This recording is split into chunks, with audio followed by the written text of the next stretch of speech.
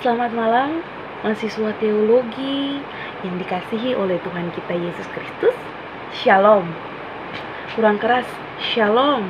Shalom. Oke. Hari ini kita akan membawakan sebuah refleksi singkat mengenai mahasiswa teologi dan etika dalam bermedia sosial. Katong di sini yang hadir di malam ini pastinya adalah kebanyakan mayoritas adalah mahasiswa teologi. Katong ada dalam perkuliahan untuk biasa orang bilang tujuan akhir adalah menjadi seorang, cita-citanya adalah menjadi seorang calon pendeta. Gitu kebanyakan, walaupun ada yang memang memilih untuk menjadi teolog, tapi beta yakin bersama bahwa di sini katong punya impian bersama untuk menjadi seorang mahasiswa teologi kan. Di saat ini katong ada di dalam sebuah masa di mana katong ada pada era abad 21. Katong ada pada era di mana perkembangan zaman, perkembangan teknologi itu sangat meningkat. Katong ada pada zaman di mana semua dipermudah. Sekarang kalau orang-orang dulu dong mau kirim surat ke apa, itu harus lewat banyak proses untuk sampai kepada pengirim suratnya. Tapi kalau misalnya katong ada pada era abad 21, semua itu dipermudah. Katong punya media sosial, katong punya berbagai macam alat-alat pendukung untuk katong bisa menjalani katong hidup dengan baik. Manusia itu berkembang semakin hari semakin pesat, sehingga perkembangan teknologi itu juga semakin hari semakin pesat, saudara-saudara yang terkasih di dalam Tuhan kita Yesus Kristus. Katong saya bisa pungkiri kalau sekarang katong punya, beta mau tanya, apakah katong dari sini ada yang punya IG, Instagram ya, ada yang punya Facebook, ada yang punya akun Tinder yang mau mencari jodoh, atau adakah yang punya akun lain dan lain sebagainya. Itu katong buat akang biasanya yang beta tahu adalah untuk mempermudah komunikasi bersama teman-teman ataupun mendukung di dalam pencarian informasi yang saat ini viral atau saat ini sedang trending. Kita tahu katong semua punya itu ya. Maksudnya terkadang katong harus menyadari bahwa katong itu adalah manusia sosial, dan sebenarnya katong membutuhkan hal seperti itu, apalagi sekarang pandemi COVID-19 yang dimana di rumah itu pasti boring sekali. Pasti dari teman-teman semua punya yang namanya aplikasi-aplikasi media sosial tersebut. Teman-teman sekalian yang dikasih oleh Tuhan kita Yesus Kristus, sebenarnya kalau kita melihat mengenai media sosial itu adalah sebuah teknologi yang sebenarnya bisa dibilang sangat baik. Kenapa? Kalau misalnya kayak tadi beta bilang, katong berkirim pesan itu sangat cepat. Katong baru kirim saja, tamang sudah bisa baca di sana. Kalau katong mau bilang, orang dulu itu kalau misalnya dong mau berkirim pesan kepada orang, itu biasanya melalui tahap-tahap yang sangat susah. Dong harus kirim ke kantor pos dan lain-lain sebagainya, yang sebenarnya itu sangat menyulitkan. Tapi sekarang puji Tuhan, Tuhan kasih hikmat pada orang-orang supaya dong bisa buat sebuah teknologi yang memudahkan katong. Katong bisa lihat vikol teman, vikol orang tua, vikol opa oma maupun vikol itu semua bisa dilihat secara langsung, teknologi yang sudah berkembang ini teman-teman.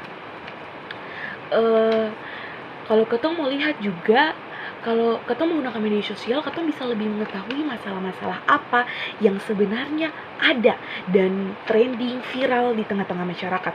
Kalau orang dulu tuh dong mau lihat pesan kah, dong mau lihat sebuah informasi, itu paling setengah mati. Karena apa?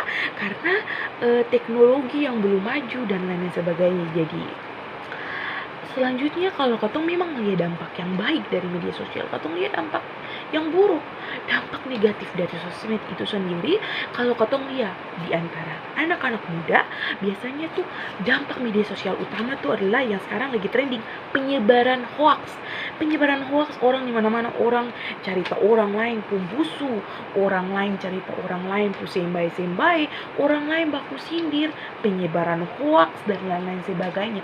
Itu paling sering kita temukan dalam media sosial, teman-teman sekalian. Selanjutnya itu biasa juga lihat, beta biasa punya akun TikTok, akun Instagram, Facebook, ada konten-konten vulgar yang bahkan dikeluarkan oleh oknum-oknum tidak bertanggung jawab. Konten-konten pornografi, konten-konten ketelanjangan, yang sebenarnya media sosial itu punya dampak yang baik, tapi karena penggunanya yang menggunakannya tidak baik, maka media sosial memiliki dampak yang buruk begitu. Katong juga sekarang kalau katong mau lihat, orang banyak menghabiskan waktu untuk sosial media sehingga lupa akan tugas dan tanggung jawab maupun waktu-waktu yang harusnya sebenarnya gunakan untuk hal-hal yang penting. Contohnya teman-teman kalau misalnya mau belajar, itu main HP dulu, menggunakan media sosial dulu, baru mau belajar dan lain-lain sebagainya. Waktu untuk membaca buku dan waktu untuk bermedia sosial itu sebenarnya sangat banyak gitu. Teman-teman sekalian, beta mau mengambil sebuah perspektif di mana orang, kalau tamang-tamang sebagai mahasiswa teologi, teman-teman berjalan, orang dari jauh orang subataria Bapen, Ipen, orang semua bilang, oh dia ini adalah calon pendeta. Nah, karena memang katong masuk mahasiswa teologi ini awalnya pasti untuk menjadi seorang pendeta, Bapak mahasiswa teologi sekalian ya. Saat itu sebenarnya adalah sebuah beban, sebuah tanggung jawab, di mana katong adalah seorang pelayan-pelayan Tuhan. Orang-orang yang disiapkan untuk menjadi seorang pendeta, katong disiapkan sebagai seorang calon-calon pelayan Tuhan yang dimana akan membimbing, memiliki tanggung jawab yang besar untuk jemaat di masa depan nanti. Orang semua pasti pandang itu. Beta mengambil sebuah cerita mengenai ada beta punya pengalaman di mana beta bertemu dengan seorang mahasiswa teologi dan banyak mahasiswa teologi, dan salah satu dari mereka itu pernah membuat sebuah konten-konten vulgar di goyangan TikTok. Kalau teman-teman tuh sekalian, TikTok itu adalah sebuah aplikasi di mana katong bisa buat video yang katong mau, dan goyangan-goyangan tersebut bisa dibilang sedikit vulgar, di mana menggoyangkan bagian-bagian tertentu yang sebenarnya tidak boleh dilakukan.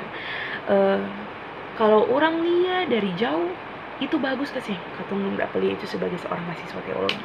Tentu tidak sih saudara-saudara. Katong sama di sini dipersiapkan untuk menjadi pelayan Tuhan yang setia, pelayan Tuhan yang memiliki tanggung jawab besar, dan beta rasa bahwa hal-hal tersebut masih bersifat orang bilang dosa, orang bilang itu adalah keinginan daging, yang dimana katong boleh mengikuti perkembangan zaman, tapi katong harus tahu batasan sampai di mana katong bisa untuk melakukan hal-hal tersebut. Seharusnya sebagai seorang mahasiswa teologi, katong punya sebuah niat, katong punya sebuah rencana untuk bagaimana menggunakan media sosial itu dengan baik dan bijak untuk menyebarkan firman-firman Tuhan, di mana katong mulai mempersiapkan diri untuk menjadi pelayan Tuhan yang baik. Beta ambil dari Roma 7 ayat 13 sampai ayat 24, di mana Rasul Paulus di saat itu merasa tidak yakin dengan dirinya sendiri. Di situ Rasul Paulus mengatakan bahwa di dalam surat Roma, dia mengatakan bahwa dia memiliki sebuah keinginan daging yang sampai saat ini masih ada di dalam dirinya. Dia benci dengan keinginan daging itu karena keinginan daging itu bertentangan dengan apa yang Tuhan kehendaki dalam hidup dan kehidupannya. Dari pembelajaran yang bisa katong lihat dari Rasul Paulus, orang bilang Rasul Paulus, rasul yang terkenal. Siapa yang kenal Rasul Paulus? Dia sangat hebat dalam menyebarkan Injil di tengah-tengah dunia ini. Iya, Rasul Paulus sebagai seorang rasul yang hebat saja, dia merasa tidak yakin dengan dirinya, bahwa di dalam beta pun diri itu ada sebuah keinginan daging, sebuah rasa untuk berdosa dan lain-lain sebagainya. Katong juga sebagai seorang mahasiswa teologi terkadang katong rasa, oh iya, keinginan daging itu masih ada di dalam katong pun diri masing-masing. Beta hanya mau bilang bagi katong semua bahwa bermedia sosial jangan membuat katong jatuh dalam dosa. Sebagai seorang mahasiswa teologi, pandangan yang katong miliki adalah katong seorang calon pelayan Tuhan. Katong harus menunjukkan mulai dari sekarang bahwa katong seorang calon pelayan Tuhan. Katong berbeda dari yang lain. Kenapa? Karena katong dipersiapkan dan katong dibentuk. Orang-orang juga, beta pun dosen pernah mengatakan bahwa katong ini adalah orang-orang yang nanti suatu saat itu seperti kaca di atas gunung.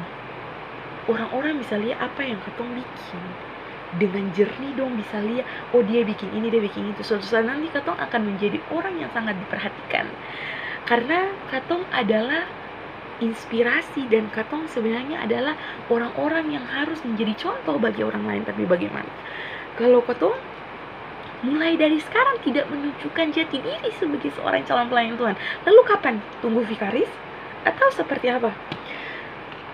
Jati diri sebagai seorang calon pelayan harus diperlihatkan dari sekarang. Kalau misalnya dulu katong baku dapa, orang tahu katong begini. Kalau dalam pandemi COVID-19, katong saya bisa baku dapa dengan orang lebih mengenal katong dari katong pun story, katong pun apa yang katong posting di media sosial dan lain-lain sebagainya. Kita bisa bayangkan jika postingan-postingan yang kita buat itu adalah konten vulgar, goyangan-goyangannya sebenarnya tidak bisa untuk dicontoh banyak orang, konten-konten di mana menyindir orang, memaki orang di Facebook dan lain-lain sebagainya. Bukankah itu tidak bisa menunjukkan jati diri sebagai seorang calon pelayan, sebagai seorang calon pendeta yang baik?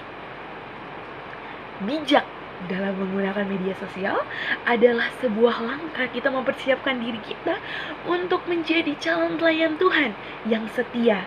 Dan suatu saat nanti, jika tanggung jawab kecil dan moral-moral yang kita boleh lewati dan boleh kita perlakukan dalam hidup dan kehidupan, Tuhan tentu akan memberikan tanggung jawab yang besar karena kita sudah berhasil untuk melewati tantangan-tantangan kecil. Memang saat ini kita ada di dalam pandemi COVID-19, tantangan banyak, katong dapat banyak pelajaran akan pandemi COVID-19 ini. Tapi dari sini katong harus boleh belajar akan sesuatu. Katong belajar mengenai bagaimana mengasihi, katong belajar bagaimana untuk membentuk diri sebagai seorang calon pelayan yang baik. Mungkin itu refleksi singkat saya mengenai mahasiswa dan etika dalam bermedia sosial. Tuhan Yesus memberkati kita di malam ini dan shalom.